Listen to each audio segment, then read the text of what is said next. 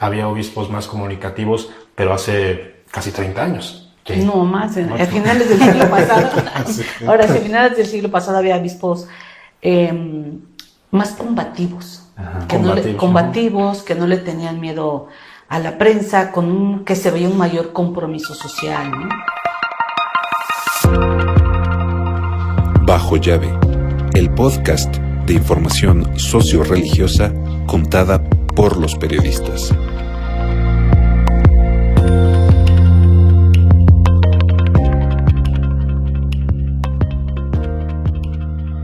Pues amigos, amigas, bienvenidas a su episodio semanal de Bajo Llave, después de algunos percances tecnológicos que ya no les contaremos, pero para no aburrirlos, ¿verdad? Pero como cada semana nos da muchísimo gusto recibirlas a todas en un tema que seguramente va a dar mucho de qué hablar en esta semanita. Nos acompaña como siempre Juan Pablo. ¿Qué tal? Saludos a todos, acompáñenos aquí en Bajo Llave. Los percances tecnológicos los pueden ver en las redes sociales, ¿eh? Sin duda. Lilian Reyes. ¿Qué tal, amigos de Bajo Llave? Y bienvenidos a otro episodio que seguramente les gustará mucho. Hola, ¿cómo están? Bienvenidos. Y soy Felipe Monroy. Esta semana en México se realizará la 120 Asamblea Plenaria del Episcopado Mexicano. Es una reunión semestral de los obispos católicos de México en la Casa Lago, en el Estado de México. Es un búnker, se reúnen allí para discutir diferentes temas, pero para compartirle a la audiencia en qué consiste, querido Juan Pablo, esta Asamblea del Episcopado Mexicano. Bueno, es el encuentro de todos los obispos que hay en el país, obispos, arzobispos, tanto obispos auxiliares, que son los que apoyan al obispo titular o arzobispo titular, obispos también eméritos, que son quienes ya pasaron al retiro. Los obispos son los líderes de las iglesias locales en cada región del país. Son 98 diócesis que hay en todo el territorio nacional. Cada una es encabezada por un obispo o un arzobispo. Entonces todos ellos se reúnen 2 veces al año allá en el Estado de México para pues analizar la situación actual del país y también de cada una de sus regiones, de sus diócesis o arquidiócesis respectivas, como es la Arquidiócesis de México, que es la que abarca gran parte de la Ciudad de México. Entonces, en representación de esta arquidiócesis va el cardenal Carlos Ayarretes y también va acompañado por los obispos auxiliares. Maru. Pues sobre la asamblea ellos hacen un balance de su trabajo semestral que han hecho o anual, dependiendo cómo ellos hayan establecido sus proyectos pastorales. Generalmente y principalmente es revisar sus proyectos pastorales. Sin embargo, hacen un análisis también de la situación que vive el país, política, económica, y dependiendo del tema que vayan a tratar, siempre tienen a un invitado especial o invitados especiales que son especialistas, académicos, incluso han tenido por ahí algunos periodistas también, pues les informan, les hacen reflexionar sobre los temas que el México actual está tratando, ¿no? Lilian. Pues también decir que estos obispos, esta reunión, tienen ellos unas comisiones en los que también llevan asuntos específicos y también aprovechan esta reunión como para rendir cuentas de qué han hecho en cada una de esas comisiones que tienen a sus cargos. Sin duda, pues en efecto, la Asamblea Plenaria del Episcopado Mexicano sucede 2 veces al año, ya lo mencionaron. Los obispos se reúnen para poder analizar algunos de los aspectos más importantes del país y también de la Iglesia. Pero para centrarnos en quizá ya en este 2026, en esta primavera, después de la Semana Santa y la Pascua, ¿qué temas quizá creen que estarán presentes en el Episcopado Mexicano en esta asamblea plenaria de esta próxima semana? Pues creo yo que un tema fundamental, y viendo el contexto de la semana anterior, es el de las desapariciones. Vemos el informe que se presentó por parte de una de las comisiones de la Organización de las Naciones Unidas, de la ONU, el cual fue muy desacreditado por las instancias del gobierno de la 4T. Sin embargo, creo yo que, al también ser aceptado por todas estas personas que son familiares, o sea, víctimas indirectas de las desapariciones, pues debe ser uno de los puntos medulares que deben tratar los obispos, los arzobispos durante esta asamblea plenaria, al ser una de las grandes tragedias que aqueja a México actual. Entonces, las desapariciones creo que debe ser un punto toral para que partan y para que canalicen cada uno de los obispos, dependiendo de sus contextos y regiones en donde que dirijan. Yo no creo que el tema de los desaparecidos esté en la agenda de esta asamblea. Concretamente, ¿no? Sí, concretamente no lo vislumbro así, como que un tema en especial a tratar. Sin embargo, yo siempre he sostenido que la Iglesia Católica, la jerarquía católica llega tarde a este fenómeno de la desaparición, ¿no? Hay iglesias más pequeñas que han trabajado desde hace 10 años acompañando a las madres buscadoras, a todos estos colectivos, y realmente pues asoleándose, buscando con pico y pala en esos campos donde a veces reciben una llamada para ir, ellas están ahí. Estos clérigos han estado también presentes con ellas desde hace muchos años, y la Arquidiócesis de México empezó a tomar alguna bandera con el obispo auxiliar Francisco Javier Acero hace como año y medio, 2 años, empezando a tratar de reunir de nuevo estos colectivos. Hace poco hubo una misa en Basílica de Guadalupe, lo cual les agradecieron mucho a las madres buscadores, que por lo menos se les haya abierto la basílica, se haya dado una misa. Pero aún así yo no encuentro una estructura dentro del episcopado mexicano que sea para atender y escuchar a todos estos colectivos o aparte de las madres buscadoras, ¿no? Sí, como que a veces este tema se engloba como en un gran paraguas de la famosa construcción de paz, ¿no, Lidia? Exactamente, justo era lo que iba a comentar, que como tal en la agenda seguramente vendrá como construcción de paz y englobará el tema de violencia, desapariciones y pues todo este contexto de inseguridad que hay actualmente en el país. Porque, bueno, ellos han estado emprendiendo el diálogo por la paz. Apenas este fin de semana tuvimos un esfuerzo en el que se oró por la paz y se rezó el rosario, convocado por estos diálogos por la paz. Entonces, como tal, yo no creo que hablen así específicamente de desaparecidos o de pues inseguridad, robos, demás, sino que se hablará de construcción de paz. Claro, claro. Y quizá son entre estos y otros temas quizá los que están lejos de la agenda quizá episcopal, ¿no? Por supuesto, como bien dice Maru, en el tema de los desaparecidos llegan tarde, pero bueno, medio están. Pero ¿qué temas en realidad no están presentes en el episcopado mexicano en los últimos años? La infancia. Yo creo que es un tema que les ha hecho falta. No infancia como el catecismo que se debe aplicar, porque en este tema pastoral, es básico, han estado trabajando, pero más allá, ¿qué ofrece los obispos? ¿Qué le ofrecen a la infancia?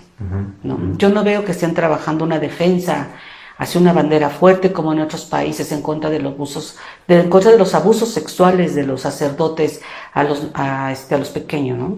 Si yo no veo un tema fuerte, ni siquiera en esto que les ha golpeado tanto como los abusos sexuales. No, y es que de repente al hablar de la infancia parece que solamente son esa porción de la sociedad para transmitirles la fe, ¿no? Y se dice, ¿no? Que hay que transmitir la fe a las nuevas generaciones, y esta palabrita de nuevas generaciones es como muy etérea, ¿no? Como que no alcanza a cuajar en una persona concreta. Y yo creo que sí, ha habido un gran distanciamiento de la realidad de los niños, niñas y adolescentes, y que tampoco está muy presente en su manera de abordar los temas o de comunicarlos, que esa es otra de las inquietudes. Pero, Lilian, ¿qué otros temas crees que merezcan estar en la agenda de los obispos y que tristemente no están? Retomando lo que decíamos hace un rato sobre las desapariciones, creo que hace falta escucha. No se ha trabajado bien en tener suficiente atención a los fieles. No puedes ir a un lugar y exponer cuáles son tus faltas, los problemas que hay como persona, sobre que a veces no tienes empleo, sobre que a veces pues no te alcanza para llegar a la quincena, porque todavía son temas que se viven diariamente y que nos aquejan y nos preocupan a todos como personas comunes. No solo la inseguridad, porque también a muchos nos afecta la inseguridad de que a veces sales muy tarde del trabajo y te robaron y entonces eso complicó todo tu día o toda tu quincena. Y además, pues también está lo de las madres buscadoras, que finalmente no tienen un refugio, no tienen, no reciben el auxilio o el confort para que decir, aquí tienes una mano, ¿no? Tienes alguien que te puede ayudar, al menos espiritualmente. Entonces creo que falta todo ese trabajo de la escucha, pero también se debe mucho a la falta de vocaciones, a que no tenemos el suficiente personal o sacerdotes o personas encargadas de dar esa ayuda espiritual, ¿no? No, y eso sí ha estado muy frecuente en los últimos años, ¿no? El tema de la crisis vocacional en la iglesia, pero quizás se aborda desde esta perspectiva. Nos hacen falta vocaciones, necesitamos religiosos, sacerdotes, pero sin desarrollar con más claridad qué es lo que está pasando en la sociedad como para que se acerquen a ellos, ¿no? Sin estructurar una pastoral con los laicos, ¿no? Porque hay muchos agentes pastorales en todos los templos, entonces hay que echar mano, los obispos deberían de estructurar esta parte, ¿no? ¿Cómo coordinar los esfuerzos con los laicos? ¿Cómo brindar esa confianza? ¿Cuáles estarían preparados para participar en esos centros de escucha? Que ya Monseñor Garfias, Carlos Garfias, cuando estuvo en Acapulco, en esta arquidiócesis, hizo un esfuerzo por establecer estos centros de escucha. Sí. En este proyecto global de pastoral de los obispos, también tienen una parte donde dice que hay que crear centros de escucha, pero hay que ver cuántas arquidiócesis, diócesis han estado trabajando, cuántos hay, si realmente están respondiendo a las necesidades que tienen sus fieles. Sí, como dices, Maru, falta mucha organización. Quizás sí contamos con los agentes pastorales, pero no sabemos cómo estructurar esa atención a los fieles. Sin duda, sin duda. ¿Qué otra cosa, mi querido Juan Pablo, crees que haga falta? Pues primero la falta de comunicación, ¿no? Creo que la falta de comunicación desde el episcopado hacia la sociedad, hacia los fieles, también hacia el propio clero, es algo que ha quejado a los obispos desde hace años, ¿no? Veo que hay mucha inamovilidad por parte de los obispos, no saben cómo comunicar, viven en una cúpula y emiten algún mensaje y pues ellos están esperando, confiando en Dios en que va a bajar, en que la información y el mensaje va a bajar y va a llegar a todo al pueblo de Dios, ¿no?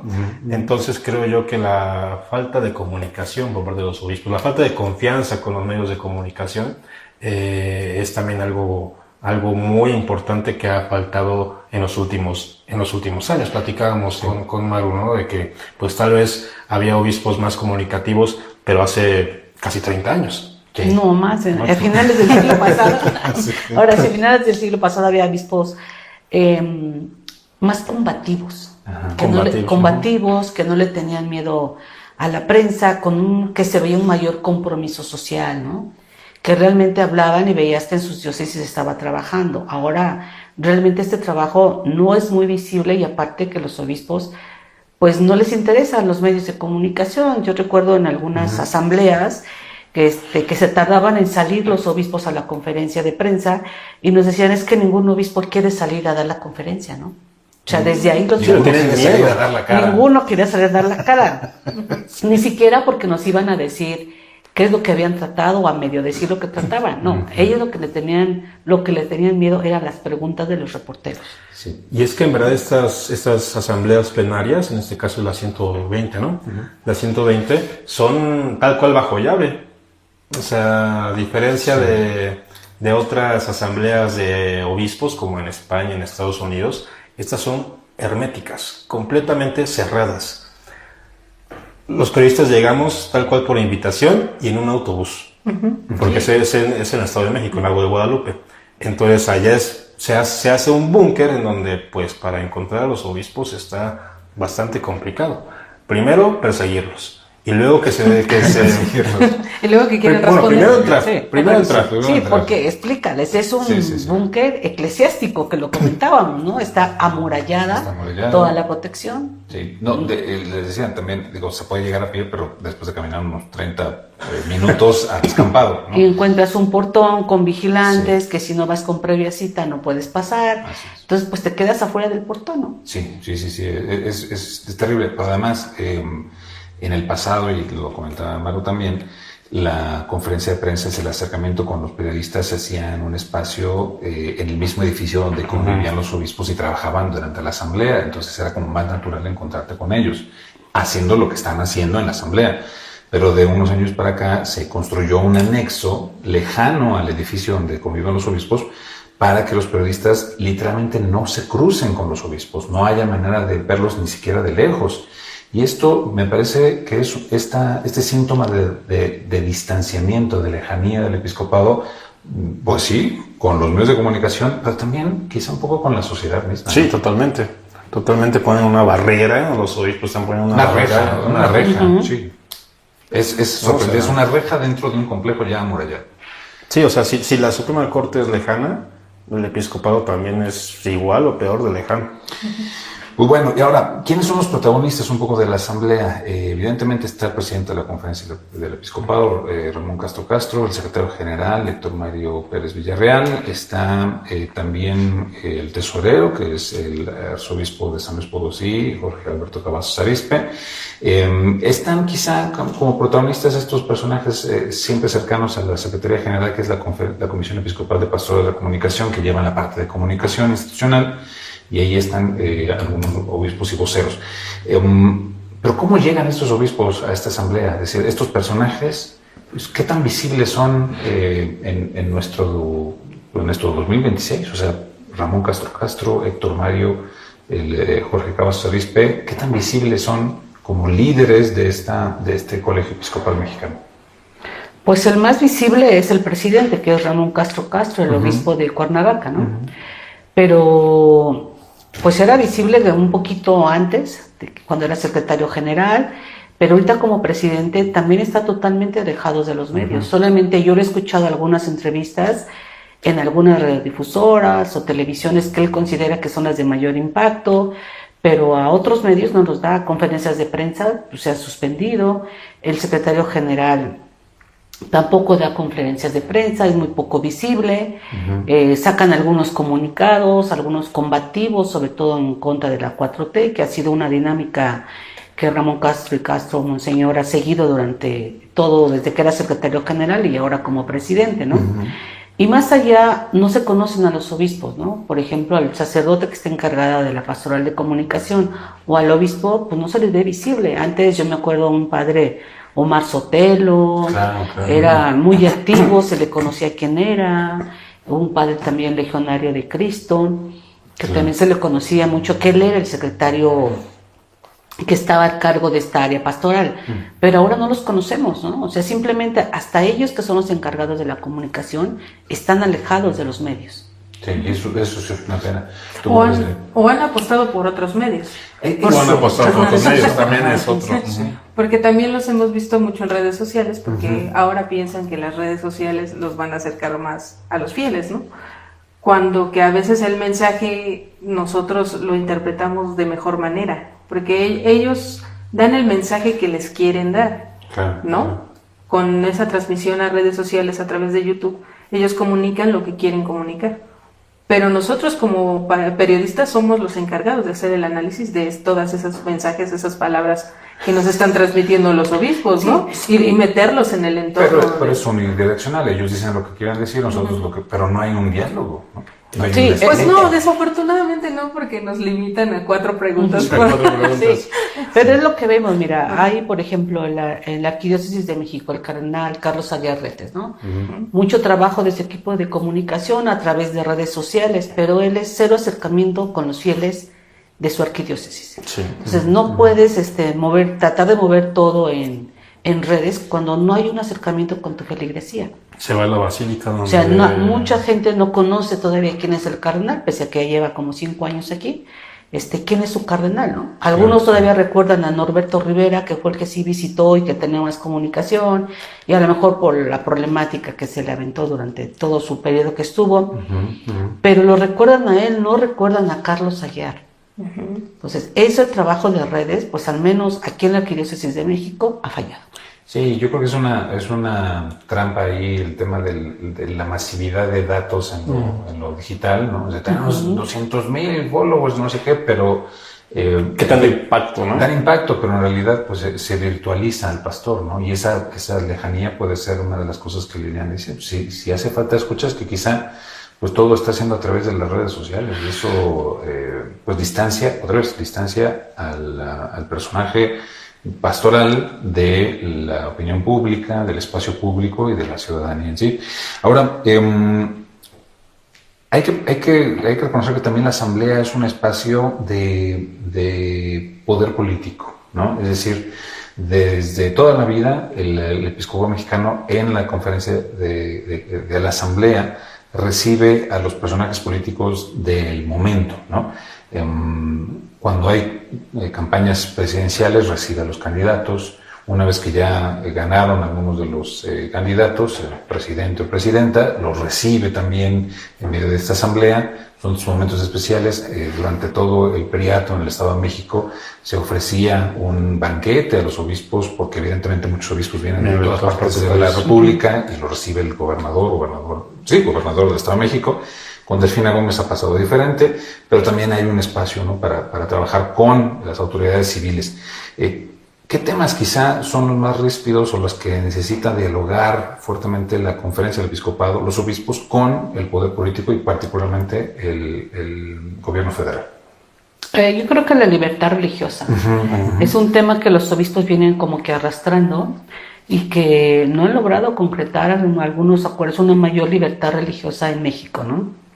Pero sí recordemos que hay un distanciamiento entre el poder federal y el episcopado mexicano. Esto se dio desde Andrés Manuel López Obrador, sí, claro, que no tuvo un puente para establecer una relación. Su único puente era el nuncio apostólico Franco Coppola, y él decía que nada más se entendía casi con el Papa Francisco, sí, ¿no?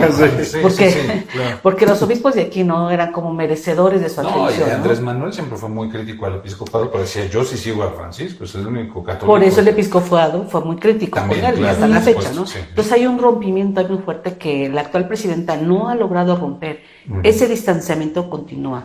Mientras no haya un acercamiento, un diálogo, ¿de qué manera se podría trabajar en conjunto? No, y además llamar los días santos 4 días de descanso, nada más. Pues sí. O sea, incluso también es más distancia Sí, de la yo no veo que la presidenta quiera como que arreglar el problema de López Obrador. Pero quería que el Papa viniera a México. ¿no? Bueno, eso sí, pero ese es tema de conveniencia política. Okay. Pero así como que quiera, que desee mucho un acercamiento con los obispos, no creo. Y después también de que el famoso tema de la firma de los acuerdos por la paz, que ella no estaba de acuerdo con el diagnóstico, pero pues aún así firmaba.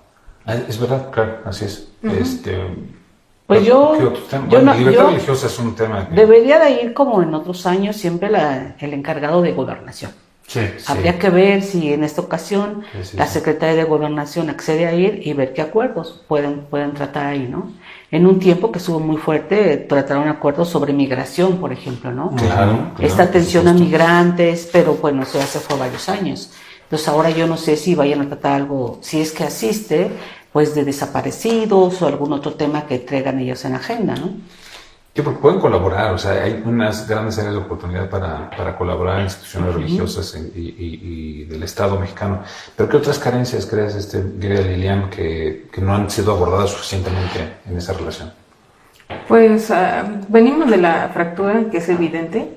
Incluso hace unos meses acudimos a un evento, Maru y yo, y escuchábamos al obispo auxiliar Acero, que decía que aunque hay mayor disposición de esta administración para atender temas como la violencia, las desapariciones, pues sí faltaba todavía un acercamiento, ¿no? Que realmente hubiera un genuino diálogo, una disposición por parte del Estado de pues ver este tipo de colaboración, que él sí lo veía posible, pero que parece que del otro lado todavía no la había, ¿no? No existía todavía esa oportunidad.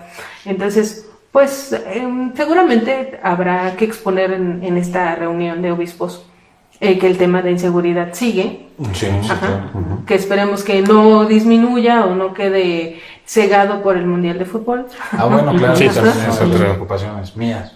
Sí, por supuesto.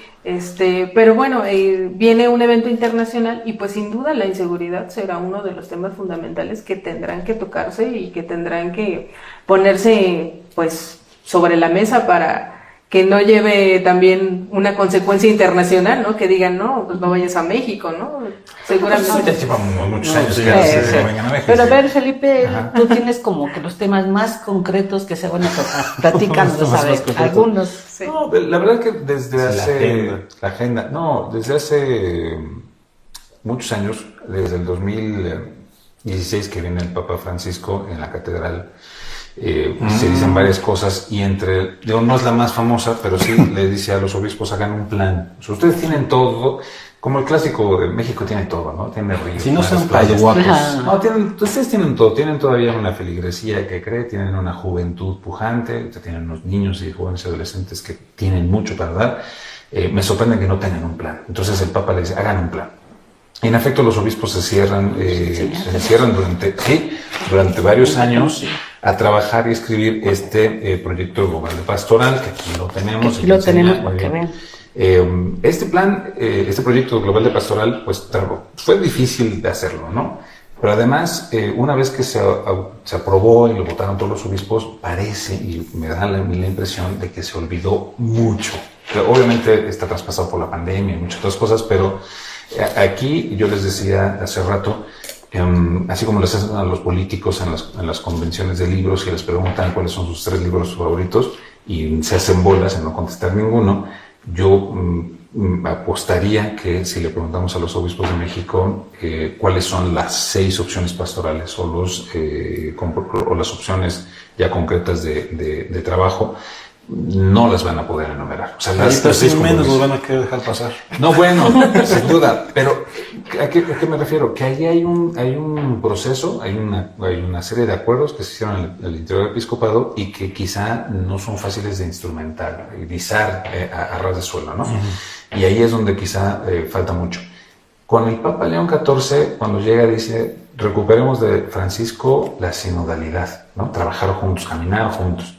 Y entonces seguramente en la asamblea habrá un momento para hablar de cómo funciona la sinodalidad. Esto estoy convencido porque es lo que un poco se saca de la chistera de siempre. Dice, bueno, esto es lo que el Papa nos está pidiendo. Ahora, pero más allá de así se trabaja juntos, es decir, ¿en qué cosas vamos a trabajar juntos? ¿No? Y que ahí comparto lo que ustedes vienen diciendo, en donde se tiene que trabajar, por supuesto que es en la transmisión de la fe, pero pensando que los individuos y las individuas infantes son personas, ¿no? Y son de otro siglo y tienen otras necesidades y otras realidades. En el tema de la construcción de paz, pero no solamente en los acuerdos o en los discursos con los políticos, sino a ras de suelo con los centros de escucha, como bien dijo Lilian, y con trabajo bien a ras de suelo con madres desaparecidas, por supuesto, migrantes, víctimas de violencia, etc. Y en el tema quizá de las carencias persistentes en el pueblo mexicano que tienen que ver con pues las economías, ¿no? La verdad es que a pesar de muchos avances que ha habido en materia de justicia social, pues sigue habiendo grandes carencias económicas y yo creo que desde esa perspectiva también poco se sabe qué hacen la pastoral social, Cáritas, en fin, todas estas áreas que seguramente están trabajando pero poco se sabe o quién sabe, en una de esas están en crisis, no reciben donativos, como lo sabemos que sucede con muchas asociaciones, y pues no se puede hacer mucho, o no sabemos qué está pasando. Entonces, una de las grandes crisis que quizá tengamos que atender, y que se tienen que atender los obispos, es estas áreas, ¿no? Cómo aterrizar sus grandes proyectos en cosas concretas. Y una de las cosas que yo creo que sí pudieran hacer, pero no se ha hecho, es empezar acercándose a los periodistas, ¿no? Diciéndole cuáles son las broncas que tienen ellos y cuáles son las broncas que tiene la sociedad y ver de qué manera, dialogándolas, hombre, alguna cosa se pudiera ir atendiendo, ¿no? Eso es lo que yo creo que puede suceder. En el proyecto global de pastoral se dice que en una parte donde dicen que los obispos se deben de quitar las sandalias, ¿no? Sí. Pues la verdad yo no veo que muchos obispos se las hayan quitado, ¿no? Yo veo todavía un alejamiento. Con botines, Ana. Con botines. O un alejamiento con la feligresía. Sí. Yo les digo muy claramente, Carlos Aguirrete, el cardenal de la Arquidiócesis de México, el acercamiento que podría haber tenido en catedral, él cambia la sede, se va a la Basílica de Guadalupe, donde entra a través del estacionamiento y elevador, nulo acercamiento con la feligresía. Y donde no hay comunidad parroquial, o sea, hay mucha gente, pero siempre es gente diferente, ¿no? Sí, entonces a eso me refiero. ¿Cuántos más obispos hacen esto también en sus diócesis? Yo no digo que algunos pueden tener mucha cercanía, saldrán después de las misas a platicar, acercamiento, pero yo creo que son contados los obispos que realmente tienen un acercamiento con su feligresía, y eso es lo que les está haciendo falta. No nada más es que no tengan un liderazgo, y si lo tienen, no se nota de la mayoría de ellos. Sí, es todo un tema. ¿Tú cómo ves, bien? Pues otro tema creo que también serán los bienes eclesiásticos, que lo toquen, porque sí hay falta de mantenimiento en muchas de las iglesias, incluso se han frenado obras, y pues seguramente tendrán que exponerlo para obtener los permisos relativos con el INBA. Con el INA, con el INBA también, sí. Con el Bueno, como 200 instituciones. Sí, para que se realice todo, y pues porque muchas de ellas son patrimonio, ¿no?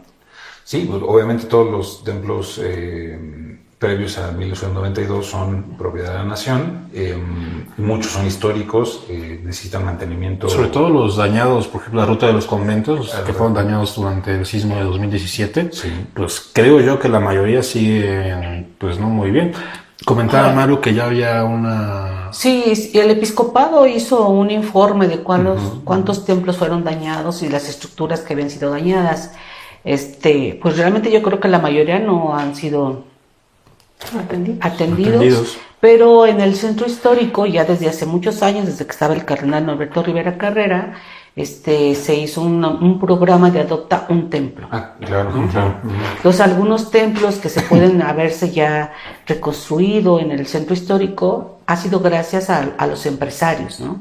A que se ha juntado este dinero porque alguna empresa adoptó ese templo y le está invirtiendo para que se recupere. Pero pues habría que darle seguimiento a este informe, a ver realmente cuántos templos se han reconstruido, ¿no? Sí, ¿no? Y bueno, también el hecho es que en un momento de la vida del país en donde se invierte realmente poco en mantenimiento general, es decir, en infraestructura cívica y de todo, carreteras, etcétera, pues quizá el tema de la recuperación de los templos o el mantenimiento de los templos que son propiedad de la nación queda muy distante quizá de las prioridades, ¿no? Pero sí queda también muy claro que estos sitios históricos, religiosos y simbólicos pues son parte también esencial muchas veces de la vida social, ¿no? De los mercados, del turismo, en fin, hay muchísimas cosas que suceden alrededor de los templos y que no se puede minimizar. Y que los permisos no son fáciles, ¿no? Por ejemplo, hay un templo que ha sido dañado por vándalos, la pared, únicamente la pared exterior, y no sé, llevan 3 meses solicitando permiso, únicamente para pasarle una manita de pintura a esa pared que dañaron. Pero es que no es cualquier pintura, ni es cualquier pintor. Entonces, seguirán vandalizando los templos, porque no se agilizan esos trámites burocráticos, ¿no? Sin duda. Bueno, y hay un tema allí que yo creo que sí es de preocupación para el episcopado mexicano, el tema de la falta de vocaciones y cómo convencer a los jóvenes de que la vida religiosa es una vocación interesante para la vida, ¿no? Digámoslo así. Ahí cómo lo ven, qué cosas realmente le hace falta al episcopado para acercarse a la juventud. Creo yo que le hace falta mucha planeación. O sea, creo que en todos los temas le falta planeación. Pero en particular respecto a la crisis vocacional que se lleva actualmente, hay mucha distancia entre el episcopado, entre el clero y por supuesto entre los jóvenes, ¿no? No han sabido o no se ha sabido encontrar ese punto para lograr convencer y atraer a la juventud hacia la iglesia. Pues es un punto importante porque no sé por qué algunas iglesias evangélicas lo han logrado, ¿no? Por ejemplo, Pare de Sufrir, yo veo viernes, sábado, domingo, hay una iglesia cerca de mi casa, pues que pasan jóvenes uniformados, además también jalan a muchos niños, llegan en camiones, llegan en combis, en lo que sea, que vienen de otras partes, pero hay mucha juventud en esas iglesias.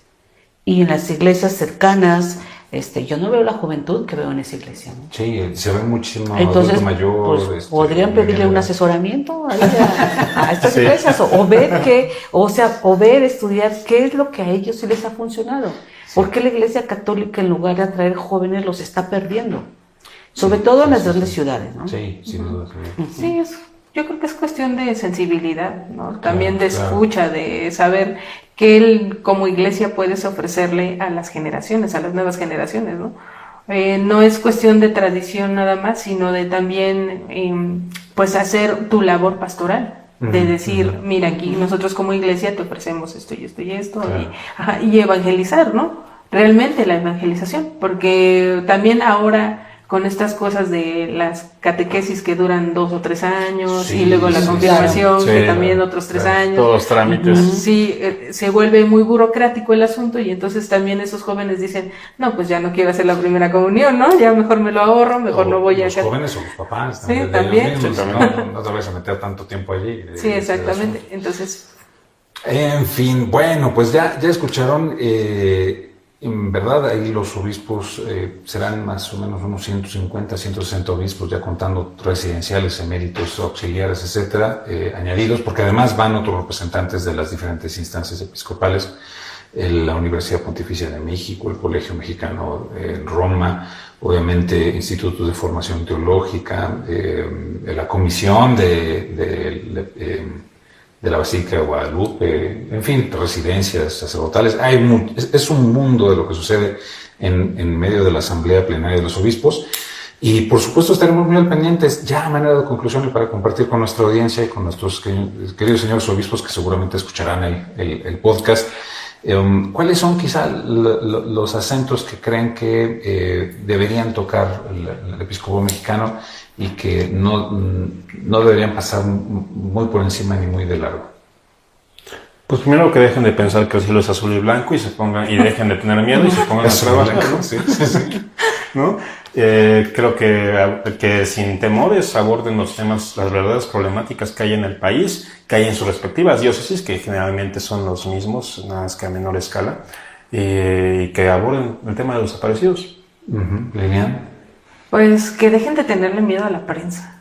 Nosotros Sí. también queremos enterarnos de qué es lo que discuten, de en qué tienen diferencias, en qué coinciden, en qué avanzan. O sea, creo que todo eso es importante. Nosotros también podemos comunicarlo, porque también nosotros tenemos un papel como comunicadores. Sí. Y pues podemos ayudarles también a eso, ¿no? No solo para transmitirle el mensaje a los católicos, sino también a todos, porque todos escuchan el mensaje, todos leen los medios de comunicación, o sea, como una forma de hacerlo más plural, ¿no? Para que no nos digan, solo 4 preguntas, por favor. Sí. Gracias.